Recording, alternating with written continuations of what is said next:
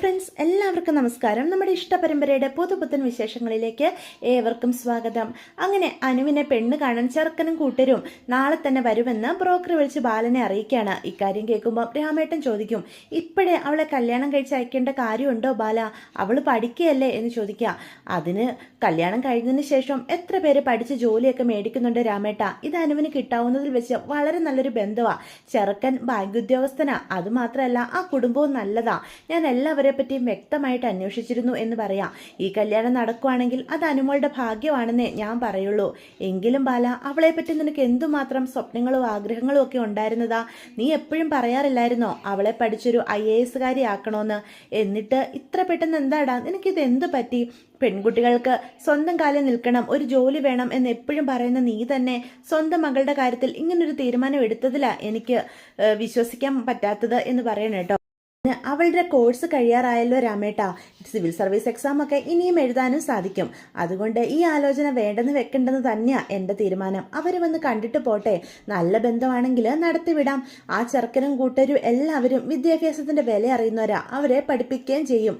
അല്ല, ഞാൻ ആരോഗ്യത്തോടെ ഇരിക്കുമ്പം തന്നെ അനുമോളുടെ കല്യാണം നടന്നു കാണണമെന്നാ എനിക്ക് ആഗ്രഹം എന്ന് പറയണ കേട്ടോ. അപ്പം വേറൊന്നും ചോദിക്കാതെ രാമേട്ടനാണെങ്കിൽ ആ സംസാരം അവിടെ നിർത്തുക. ഞാനേ ഗോമതിയെ വിളിച്ച് കാര്യങ്ങളൊന്ന് പറയട്ടെ എന്ന് പറഞ്ഞ് ബാലനും എഴുന്നേറ്റങ്ങ് മാറുകയാണ് കേട്ടോ.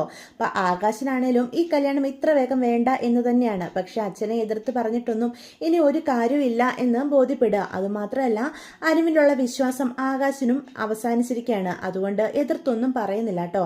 അപ്പൊ ഗോമതിയെ വിളിച്ച് ബാലൻ നാളെ ചെറുക്കൻകൂട്ടര് അനുവിനെ കാണാൻ വരുന്ന കാര്യം അറിയിക്കുകയാണ്. ഇതറിയിക്കുമ്പോൾ ബാലൻ പറയും, ബാലേട്ടാ ഷോ അങ്ങനെയാണെങ്കിൽ നാളത്തേക്ക് വേണ്ട കാര്യങ്ങളൊക്കെ ഞാൻ തയ്യാറാക്കി വെക്കാം. അതിന് എന്ത് കാര്യങ്ങളാണോ തയ്യാറാക്കാനുള്ളത്? അവര് വരുന്നു, അനുവിനെ കണ്ടിട്ട് പോകുന്നു, അത്രേ ഉള്ളൂ. എങ്കിലും പലഹാരമൊക്കെ ഉണ്ടാക്കി വെക്കണ്ടേ? അതൊന്നും വേണ്ട, ഞാൻ മേടിച്ചോണ്ട് വന്നോളാം എന്ന് പറയാം. ഒന്നും വേണ്ട ബാലട്ട, ഞാൻ ഇവിടെ തന്നെ എല്ലാം ഉണ്ടാക്കും എന്ന് ഗോമതി നിർബന്ധം പറയാണ്. ഞാൻ മീനുവിനോടും ദേവിയോടും ഒക്കെ പറയട്ടെ ഈ കാര്യം എന്ന് പറഞ്ഞ് ഫോൺ വെക്കാണ് കേട്ടോ. അപ്പം നമ്മുടെ സുഖിനെയും അവിടെ ഉള്ളപ്പോഴാണ് ഗോമതി എല്ലാവരോടും പറയുന്നത്, ബാലേട്ടൻ വിളിച്ചിരുന്നു, നാളെ അനുവിനെ പെണ്ണ് കാണാൻ ആ ചെറുക്കൻകൂട്ടര് വരുവത്രേ. ബാലേട്ടന് ഈ കല്യാണം നടന്നു കാണണമെന്ന് അത്രയ്ക്ക് ആഗ്രഹമുണ്ട് എന്ന് പറയാൻ കേട്ടോ.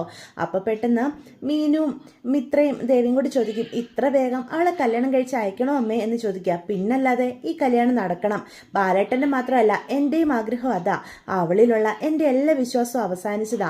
ഇനി അവളുടെ ഭാഗത്തു നിന്ന് ഇത്തരത്തിലുള്ള ഒരു തെറ്റ് സംഭവിക്കുന്നതിന് മുന്നേ അവളുടെ കല്യാണം കഴിയുന്നത് തന്നെയാ നല്ലത് എന്ന് ചോദിക്കുകയാണ് കേട്ടോ.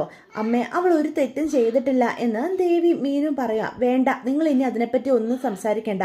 ബാലേട്ടൻ ഈ കാര്യം തീരുമാനിച്ചു കഴിഞ്ഞു. ഇനി ഇതിലൊരു സംസാരം വേണ്ട എന്ന് പറയണം കേട്ടോ. ഞാൻ നാളത്തേക്കുള്ള കാര്യങ്ങളൊക്കെ ഒരുക്കട്ടെ എന്ന് പറഞ്ഞ് അവിടെ നിൽക്കുകയാണേ. ഈ കാര്യങ്ങൾ അറിയുമ്പം അനുവിനും ഒരുപാട് സങ്കടം ഉണ്ടെങ്കിൽ പോലും തൻ്റെ അച്ഛനും അമ്മയ്ക്കും തന്നോടുള്ള വിശ്വാസവും സ്നേഹവും തിരിച്ചു വരണമെങ്കിൽ ഈ കല്യാണം നടക്കണം എന്ന് തന്നെ അനുവിനും മനസ്സിലാകുകയാണ്. അതുകൊണ്ട് കൂടുതൽ എതിർപ്പുകളൊന്നും അനുവിന്റെ ഭാഗത്തു നിന്നുണ്ടാകുന്നില്ല കേട്ടോ. അപ്പം അനുവിന്റെ ഈ നിസ്സംഗഭാവം കാണുന്ന മീനു അടുത്തേക്ക് ചെല്ലും. നീ വിഷമിക്കണ്ട എന്ന് പറയാ. ഏയ്, എനിക്ക് വിഷമമൊന്നുമില്ല മീനു ചേച്ചി. എൻ്റെ അച്ഛനും അമ്മയ്ക്കും എന്നിലുള്ള എല്ലാ വിശ്വാസവും അവസാനിച്ചു. അതുകൊണ്ടാണ് അവർ ഈ കല്യാണം ഇത്ര വേഗം നടത്തുന്നത്. ആ കല്യാണം വഴിയെങ്കിലും അവർക്ക് എന്നോടുള്ള സ്നേഹം തിരിച്ചു വരുമെങ്കിൽ ഞാനായിട്ട് ഇതിനൊരു എതിർപ്പും കാണിക്കില്ല എന്ന് പറയാണേ. ഇതെല്ലാം കേട്ടുക്കുന്ന സുകന്യയ്ക്ക് എത്രയും വേഗം കൃഷ്ണമംഗലത്ത് കാര്യങ്ങളൊക്കെ അറിയിക്കണം. അല്ലെങ്കിൽ തന്റെ എല്ലാ പ്ലാനുകളും അവസാനിക്കുമെന്ന് ബോധ്യപ്പെടുക. അതുകൊണ്ട് തന്നെ ദേവമംഗലത്തുള്ളവരുടെ കണ്ണു വെട്ടിച്ച് നേരെ കൃഷ്ണമംഗലത്തേക്ക് ചെല്ലുവാണ് കേട്ടോ. നേരെ അലോകിന്റെ അടുത്തേക്കാ ചെന്നത്. എടാ അലോകെ, എനിക്ക് നിന്നോട് അത്യാവശ്യമായിട്ടൊരു കാര്യം പറയാനുണ്ട്. എന്താ ചേച്ചി, എന്താ കാര്യം? അത് അനുവിന്റെ കല്യാണക്കാര്യം തകൃതിയായിട്ട് ദേവമംഗലത്ത് നോക്കുന്നുണ്ട്. അതുമാത്രമല്ല നാളൊരു ചെറുക്കനും കൂട്ടരും അനുവിനെ കാണാനും വരുന്നുണ്ട്. ചേച്ചി പറയുന്ന സത്യമാണോ? ഇത്ര വേഗം അവളുടെ കാര്യത്തിൽ അവർ ഇങ്ങനൊരു തീരുമാനം എടുക്കുമെന്ന് ഞാൻ വിചാരിച്ചില്ല എന്ന് അലോക് പറയും. അത് പിന്നെ ബാലേട്ടനും ഗോമതി ചേച്ചിയും അവളെ ഇപ്പോൾ ഒരു തരിമ്പ് പോലും വിശ്വാസമില്ല. നിന്നെ അവള് വിളിച്ച് വീട്ടിൽ കയറ്റിയതാണെന്ന് അവർ കരുതുന്നത്. അതുകൊണ്ട് തന്നെ എത്രയും വേഗം അവളുടെ കല്യാണം നടത്തിയില്ലെങ്കിൽ ഇനിയും ഒരു ചീത്തപ്പേരുണ്ടായാലോ എന്ന് ഭയന്ന ഇങ്ങനെയൊക്കെ പ്രവർത്തിക്കുന്നേ. ഏയ്, അനു നാളെ ആ ചെറുക്കന്റെ മുന്നിൽ പോയി നിൽക്കുമെന്ന് എനിക്ക് തോന്നുന്നില്ല എന്ന് പറയാം. അതൊക്കെ പണ്ട്, എനിക്കങ്ങനെ തോന്നുന്നില്ല. അനുവിന് ഇപ്പൊ എങ്ങനെയും അവളുടെ അച്ഛൻ്റെ അമ്മയുടെ സ്നേഹം തിരിച്ചു കിട്ടിയാൽ മതി എന്നുള്ളൊരു ചിന്ത മാത്രമേ ഉള്ളൂ. നിന്നോട് അവൾക്ക് തീരാത്ത പകയും ദേഷ്യമാണ്. അങ്ങനെ ഉള്ളതുകൊണ്ട് തന്നെ ഈ കല്യാണത്തിന് അവൾ സമ്മതിക്കുമെന്ന് എനിക്ക് തോന്നുന്നേ. അവൾ ഈ കല്യാണത്തിന് സംബന്ധിച്ച് ആ ചെറുക്കന്റെ മുന്നിൽ ഒരുങ്ങിക്കെട്ടി നിന്നാ എന്ത് വേണമെന്ന് എനിക്കും അറിയാം. ചേച്ചി സമാധാനപ്പെടുക. ഈ കല്യാണം ഒന്നും നടക്കാൻ പോകുന്നില്ല. അവളെ എൻ്റെ വഴിക്ക് എങ്ങനെ കൊണ്ടുവരണമെന്ന് എനിക്ക് നല്ല ബോധ്യമുണ്ട് എന്ന് പറയാം. നീ എന്താ ഉദ്ദേശിക്കുന്നത്?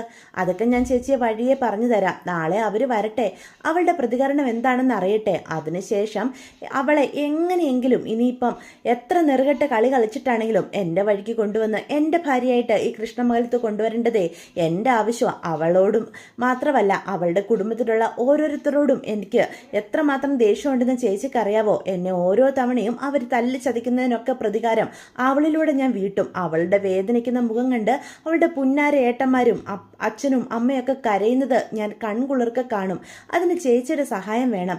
അപ്പം സുകന്യയ്ക്ക് പേടിയാവുന്നുണ്ട് കേട്ടോ. തൻ്റെ പങ്ക് അവിടെ ആരെങ്കിലും അറിഞ്ഞു കഴിഞ്ഞാൽ പിന്നെ തനിക്ക് ആ കുടുംബത്തിൽ ഒരു സ്ഥാനം ഉണ്ടാവില്ലെന്ന് സുകന്യയ്ക്ക് നല്ല ബോധ്യമുണ്ട്. ഇപ്പോഴാണെങ്കിൽ ധർമ്മനും ഇടഞ്ഞു നിൽക്കുക. നീ എന്താ ഉദ്ദേശിക്കുന്നത്? അതൊക്കെ ഞാൻ ചേച്ചിക്ക് വഴിയെ പറഞ്ഞു തരാം. ഞാൻ പറയുന്ന പോലെ കാര്യങ്ങളൊക്കെ ചേച്ചി ചെയ്താൽ മതി. അങ്ങനെയാണെങ്കിൽ ഈ കല്യാണം നടക്കത്തുമില്ല, നമ്മൾ ആഗ്രഹിച്ച കാര്യങ്ങളൊക്കെ നടക്കുകയും ചെയ്യും. എനിക്ക് ദോഷമൊന്നും ഉണ്ടാകരുത് എന്ന് സുകന്യ പറയാ. ഏയ്, ചേച്ചിക്ക് ഒരു കുഴപ്പം ഉണ്ടാകില്ല. ചേച്ചിയായി ഈ കാര്യങ്ങളൊക്കെ ചെയ്തു തരുന്നതെന്ന് അവരൊരിക്കലും ഊഹിക്കാനും പോകുന്നില്ല. അതുകൊണ്ട് ചേച്ചി സമാധാനപ്പെടുക. എന്ത് ചെയ്യണമെന്ന് ഞാൻ അപ്പ പറയാം എന്ന് പറയാൻ കേട്ടോ. അപ്പോൾ ആലോകിന് ഉറപ്പൊക്കെ കൊടുത്തിട്ട് സുകന്യ അവിടെ നിന്ന് അങ്ങോട്ട് ഇറങ്ങാം. ഇതേ സമയം പിറ്റേ ദിവസം തന്നെ ചെറുക്കനും കൂട്ടരും ഒക്കെ നമ്മുടെ അനുവിനെ കാണാനായിട്ട് ദേവമംഗലത്തേക്ക് വരികയാണേ. അപ്പോൾ എല്ലാവർക്കും ചെറുക്കനെയും ഫാമിലിയും ഒക്കെ ഒരുപാട് ഇഷ്ടപ്പെടുക. മീനുവിനും മിത്രയ്ക്കും ദേവിക്കും ഒക്കെ ഇഷ്ടപ്പെടുന്നുണ്ട് കേട്ടോ. നല്ല പെരുമാറ്റവും നല്ല കുടുംബം ഒക്കെയാണെന്ന് അവർക്ക് ബോധ്യപ്പെടുകയാണ്. അങ്ങനെ കുടുംബക്കാർ തമ്മിൽ പരസ്പരം സംസാരിച്ച് ഒരു ബന്ധമൊക്കെ ഉണ്ടാക്കി എടുക്കുകയാണ് കേട്ടോ. അപ്പോൾ ബാലൻ പറയും, ഇനി പെൺകുട്ടിയെ കാണാം എന്ന് പറയാം. അത് കേൾക്കുന്ന നമ്മുടെ ഗോമതി അനുവിനെ വിളിക്കുകയാണ് കേട്ടോ. മോളെ അനു എന്നും പറഞ്ഞുകൊണ്ട്. അപ്പം മിത്രയും ദേവിയും കൂടി അനുവിനെ വിളിച്ചുകൊണ്ട് വരികയാണ് കേട്ടോ. അപ്പം അനുവിനെ കാണുന്ന ചെറുക്കനും അവളെ ഒരുപാട് ഇഷ്ടപ്പെടുകയാണ്. അനുവും ഒരു നീരസം കാണിക്കാതെ തന്നെ ചിരിച്ച മുഖത്തോടു കൂടിയാണ് കേട്ടോ നിൽക്കുന്നതൊക്കെ. ഇനി കുട്ടികൾക്ക് എന്തെങ്കിലും സംസാരിക്കാനുണ്ടെങ്കിൽ അങ്ങനെ ആകാം എന്ന് ചെറുക്കൻ്റെ കൂട്ടത്തിൽ നിന്ന് ഒരാൾ പറയുമ്പം പെട്ടെന്ന് ബാലനും ഗോമതി ഒന്ന് ഞെട്ടിത്തരിക്കുക. അവള് ഈ കല്യാണത്തിന് താല്പര്യമില്ല എന്നെങ്ങാനും പറഞ്ഞ് തങ്ങളെ വീണ്ടും അപമാനിക്കുമോ എന്നൊരു തോന്നലൊക്കെ ഉണ്ടാവുക. ഏയ്, അതിൻ്റെ ഒന്നും ആവശ്യമില്ല. അനുമോക്ക് ഈ കല്യാണത്തിന് പൂർണ്ണ സമ്മതമാണ് എന്ന് ബാലൻ പറയൂട്ടോ. എന്നാലും അങ്ങനല്ലല്ലോ, കുട്ടികളല്ലേ ജീവിക്കേണ്ടത്. അവർക്ക് പരസ്പരം എന്തെങ്കിലും സംസാരിക്കാനുണ്ടെങ്കിൽ സംസാരിക്കട്ടെ. പണ്ടത്തെ കാലമൊന്നും അല്ലല്ലോ. ഇന്നത്തെ കുട്ടികൾക്കൊക്കെ ഒരുപാട് ആഗ്രഹങ്ങളും സ്വപ്നങ്ങളും ഒക്കെ ഉണ്ടാകുമല്ലോ എന്ന് പറയാണ് കേട്ടോ. അത് കേൾക്കുമ്പോൾ നിവൃത്തിയില്ലാതെ അനുവിനെ ജീവൻ എന്ന് പറയുന്ന ആ ചെറുക്കൻ്റെ കൂടെ സംസാരിക്കാൻ വിടാനായിട്ട് ഗോമതിയും ബാലനും നിർബന്ധിതരാകുവാണേ. അപ്പം മീനു പറയും, അമ്മ ടെൻഷൻ ആവാതെ, നമ്മുടെ അനുമോള് അമ്മയും അച്ഛനും വേദനിപ്പിക്കുന്ന രീതിയിൽ അപമാനിക്കുന്ന രീതിയിൽ എന്തെങ്കിലും സംസാരിക്കുമെന്ന് നിങ്ങൾക്ക് തോന്നുന്നുണ്ടോ? കുഴപ്പമൊന്നും ഉണ്ടാകില്ല എന്ന് പറയാം. ആ ഉറപ്പിൽ നമ്മുടെ ഗോമതിയും സമാധാനപ്പെടുകയാണ് കേട്ടോ. അങ്ങനെ അവർ രണ്ടുപേരും പുറത്തു നിന്ന് സംസാരിക്കുക. അപ്പോൾ ഇതെല്ലാം കണ്ടുകൊണ്ട് കൃഷ്ണമംഗലത്ത് അലോക് നിൽക്കുന്നുണ്ട്. അപ്പോൾ സംസാരിച്ചുകൊണ്ടിരിക്കുമ്പോഴാണ് പെട്ടെന്ന് അലോക് തന്നെ തുറച്ചു നോക്കുന്നത് നമ്മുടെ അനുശ്രീ കാണുന്നത്. അത് കാണുമ്പം അനുശ്രീക്ക് ആകെ പേടിയാവുക. ഇവൻ്റെ കയ്യിലിരിപ്പിന് തങ്ങൾ തമ്മിലുണ്ടായിരുന്ന ബന്ധത്തെപ്പറ്റി ജീവനോടോ മറ്റോ പറയുമോ എന്നൊക്കെ ഒരു തോന്നലോ ഉണ്ടാവുകയാണ് കേട്ടോ.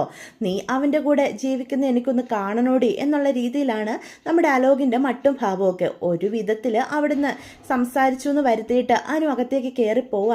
അപ്പം അനുവാണെങ്കിൽ ചെറുക്കനോട് സംസാരിച്ച് കാണുന്ന അലോകിനും രക്തം തിളക്കുകയാണ് കേട്ടോ. അനു ഒരിക്കലും മറ്റൊരു ചെറുക്കൻ്റെ മുന്നിൽ പോയി നിൽക്കുമെന്ന് അലോക് സ്വപ്നത്തിൽ പോലും കരുതിയില്ല. അപ്പോൾ പൂർണ്ണമായിട്ടും അവൾ എന്നെ വെറുത്തു. ഇനി ഇവളെ എൻ്റെ വഴിക്ക് കൊണ്ടുവരണമെങ്കിൽ കുറച്ച് കളികൾ കളിക്കേണ്ടി ഉണ്ട്. അവൾക്ക് ഈ ലോകത്ത് ഏറ്റവും ഇഷ്ടം അവളുടെ അച്ഛനും അമ്മയല്ലേ. അവരുടെ മാനത്തിന് വില പറഞ്ഞിട്ടാണെങ്കിലും നിന്നെ ഞാൻ ഈ വീട്ടിൽ കൊണ്ടുവരൂടി എന്ന് അലോക് പറയാണ് കേട്ടോ. അങ്ങനെ കല്യാണമൊക്കെ ഏകദേശം ഉറപ്പിക്കുക. ചെറുക്കനും പെണ്ണിനും ഇഷ്ടപ്പെട്ട സ്ഥിതിക്ക് ഇനിയിപ്പം കല്യാണം നമ്മൾ വൈകിപ്പിക്കേണ്ടതുണ്ടോ എന്ന് ബാലനോട് ചെറുക്കൻ വീട്ടുകാർ ചോദിക്കുക. അപ്പോൾ ബാലനും പറയും, ഈ കല്യാണം എത്രയും വേഗം നടത്തുന്നതിൽ ഞങ്ങൾക്ക് സന്തോഷമേ ഉള്ളൂ. പിന്നെ അനു നന്നായിട്ട് പഠിക്കുന്ന കുട്ടിയാണ്. ഉടനെ അവളുടെ കല്യാണം നടത്തണമെന്ന് ഞങ്ങൾ കരുതിയതുമല്ല. പിന്നെ ഇത്രയും നല്ലൊരു ആലോചന വന്നതുകൊണ്ട് നടത്തിവിടാമെന്ന് കരുതേ എന്ന് പറയാം. അത് കേൾക്കുമ്പോൾ ചെറുക്കൻ്റെ അച്ഛനും അമ്മയൊക്കെ പറയും കേട്ടോ, വിദ്യാഭ്യാസം അത് പെൺകുട്ടികൾക്കൊരു കരുത്ത് തന്നെയാണ്. ഇന്നത്തെ കാലത്ത് വിദ്യാഭ്യാസം വേണ്ടത് അത്ര അത്യന്താപേക്ഷിതമാണ്. അതുകൊണ്ട് ഈ കുട്ടിക്ക് എത്രയും പഠിക്കാൻ ആഗ്രഹമുണ്ടോ അത്രയും ഞങ്ങൾ പഠിപ്പിക്കും എന്ന് ഉറപ്പ് കൊടുക്കുകയാണ് കേട്ടോ. അങ്ങനെയാണെങ്കിൽ എത്രയും വേഗം നമുക്ക് ഈ കല്യാണവും നടത്താം എന്ന് ഇരു കൂട്ടരും വാക്കാൽ പറയുകയാണ് കേട്ടോ. അങ്ങനെ സന്തോഷത്തോടു കൂടി ചെറുക്കൻ വീട്ടുകാർ ദേവമംഗലത്ത് നിന്ന് യാത്രയാകുക. ജീവനും ഒരുപാട് നമ്മുടെ അനുവിനെ ഇഷ്ടപ്പെട്ടിട്ടുണ്ട്. അപ്പോൾ കണ്ണുകൾ കൊണ്ട് ജീവനും യാത്ര ചോദിക്കുകയാണ്.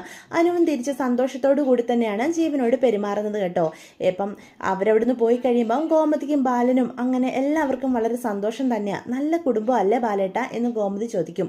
അതെ, അനുവിന് കിട്ടാൻ പറ്റാവുന്നതിൽ വെച്ച് ഏറ്റവും നല്ല ബന്ധുവാ. ഈ കല്യാണം നടക്കുന്നത് വരെ എൻ്റെ നെഞ്ചിൽ തീയ എന്ന് ബാലൻ പറയാ. ഏയ്, ഒരു കുഴപ്പം ഉണ്ടാവില്ല. ബാലേട്ടൻ ആഗ്രഹിക്കുന്ന പോലെ തന്നെ നല്ല വിധത്തിൽ കല്യാണം നടക്കും എന്ന് ഗോമതി പറയാണ് കേട്ടോ.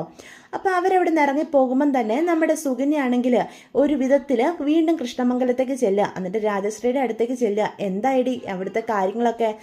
ഇന്ന് ചെറുക്കനും കൂട്ടരും വന്നിരുന്നു. എല്ലാവർക്കും പരസ്പരം ഇഷ്ടമായ രീതിയിലാണ് സംസാരിച്ചത്. കല്യാണം ഉടനെ ഉണ്ടാകുമെന്നാണ് പറഞ്ഞേ. അത് കേൾക്കുന്ന രാജശ്രീ പറയും, അതെങ്ങനെ ശരിയാകും? അവള് ജീവിക്കേണ്ടത് ഇവിടല്ലേ? അവൾ ഇവിടെ വരുത്തുക തന്നെ വേണം. ദേവമംഗലത്തുകാര് എൻ്റെ അലോകിനെയും ഏട്ടനെയും അത്രയേറെ ഉപദ്രവിച്ച അന്ന് ഞാൻ തീരുമാനിച്ചതാ അവൾ ഈ വീട്ടിൽ വരണമെന്ന്.